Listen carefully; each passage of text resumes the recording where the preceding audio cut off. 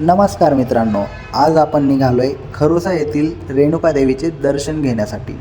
हा रस्ता आहे आपल्या गावाकडून जाताना निलंगा नगरीमध्ये जेव्हा प्रवेश करतो तेव्हा आपल्याला याच रस्त्याने जावे लागते आणि आपण पाहू शकता या रस्त्याची अवस्था काय झालेली आहे। आता आपण आलोय देवीच्या मंदिराकडे जाण्यासाठीच्या मुख्य प्रवेशद्वाराजवळ। मित्रांनो, आपण जेव्हा देवीच्या मंदिराकडे जातो तेव्हा हा जो रस्ता लागतो येथील निसर्गरम्य वातावरण खूपच छान आहे।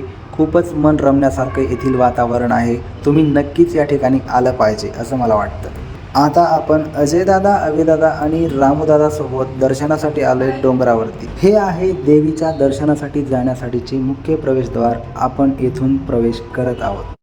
आता आपण आलोय देवीच्या दर्शनासाठी थांबायच्या रांगेमध्ये। आपल्यासोबत आहे अविदादा, रामूदादा आणि अजयदादा।